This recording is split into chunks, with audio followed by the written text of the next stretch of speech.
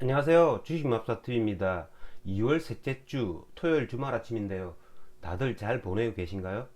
자, 오늘은 2월 18일 금요일 종목 리뷰와 함께 다음 주 관심 종목에 대해서 말씀드리겠습니다. 영상 보시기 전에 좋아요, 구독, 알림 버튼 부탁드립니다. 자, 지난 금요일 새벽 마감한 미국장 나스닥이 2.88% 하락을 했습니다. 자, 우크라이나에 대한 지정학적 위기가 다시 한 번 더 부각되는 바람에 미국장이 크게 하락을 했습니다. 그에 따라 우리나라 장도 시초가는 크게 하락을 해서 시작을 했습니다. 마이너스 1.38% 하락을 해서 시작을 했고요. 하지만 장중에 한 10시쯤에 뉴스가 떴죠. 미 국무장관과 러시아 외무장관이 회의를 한다라는 그런 뉴스가 떴습니다. 다음 주 내로 우크라이나 사태 해결을 위한 회의를 한다라는 그런 뉴스가 떴습니다. 그 뉴스가 뜨자마자 이렇게 주가가 반등을 하는 그런 모습을 보였습니다. 자, 그로 말미암아서 금요일 우리나라장 코스피가 0.02% 상승 마감했고요. 코스닥도 0.86% 이렇게 상승 마감을 했습니다. 아시아 증시도 대부분 비슷하게 끝이 났습니다. 자, 일본 니케이 양봉 차트를 만들었죠. 대만도 역시 마찬가지입니다. 그리고 중국 역시 이렇게 양봉을 만들었다라는 거죠.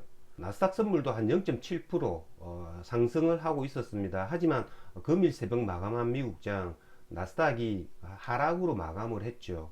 자, 미국 나스닥 같은 경우에는 다음 주 중에 지난 1월달 저점 13,000대 초반 이 부분을 다시 한 번 더 이렇게 시도할 가능성이 굉장히 많아지고 있습니다. S&P 500 같은 경우에도 4,300 라인 이 라인을 하향 이탈할 수도 있다라는 거죠.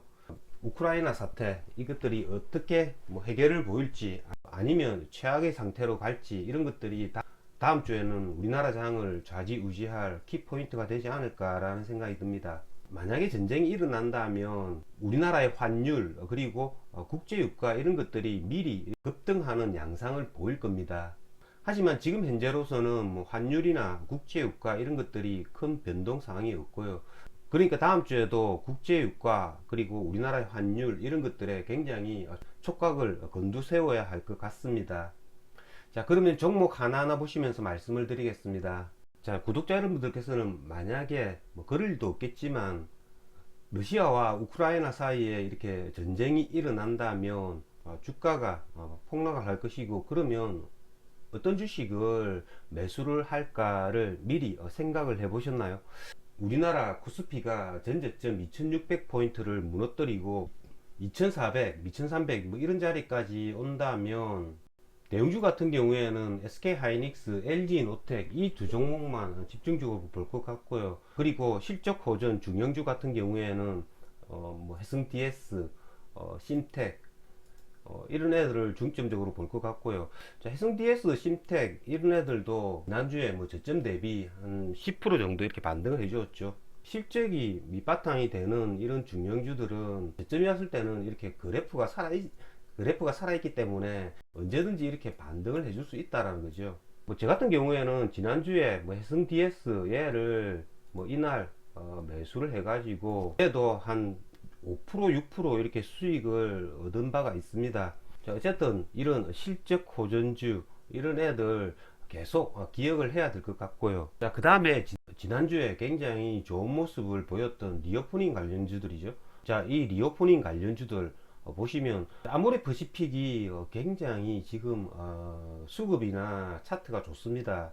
지난주 내내 연속해서 이렇게 매수세가 들어갔고요. 클리오나 이츠안불 그리고 한국컬마 이런 애들 전부 다 지난주에 기간이 매수를 가담을 했습니다. 그렇기 때문에 지금 현재 얘네들 따라잡기에는 가격이 너무 상승을 했기 때문에 다음 주 중에라도 이 가격 조정을 보이면 이런 애들은 충분히 공략을 할 수 있다라는 거죠. 여행주 같은 경우에는 인터파크를 계속 보고 있는데요. 인터파크 같은 경우에는 야놀자가 인수를 했죠. 그렇기 때문에 지금 현재 주가의 모습이 굉장히 좋습니다. 이런 애들도 역시 외생 변수에 의해서 종합주가 지수가 하락을 한다면 이런 애들은 찬스가 될 수 있다라는 거죠. 다음은 해운주인데요. 자, 해운주 같은 경우에도 지난주에 굉장히 큰 상승을 보였습니다. 자, 해운주의 대장이라고 할 수 있는 H&M 같은 경우에는 지난주 실적 발표 이후에 기관 외국인 쌍끌이 매수를 바탕으로 굉장히 크게 상승을 시켰다라는 거죠. 자, 이런 애들은 당장 월요일부터라도 이렇게 단타 거래가 가능하다는 겁니다. 기간 수급이 좋기 때문에 주가가 이렇게 출렁거릴 때마다 저점 매수 전략을 통한 단타 거래가 충분히 가능한 종목이라고 생각이 들고 있고요. 어쨌든 HMM 그리고 페노션 이런 애들 리오프닝 주들과 마찬가지로 지난주에 기관 외국인 수급을 바탕으로 주가가 상승해 준 경향이 있기 때문에 다음 주 지수가 하락을 할 때는 이런 애들은 충분히 단타 거래가 가능하다는 겁니다.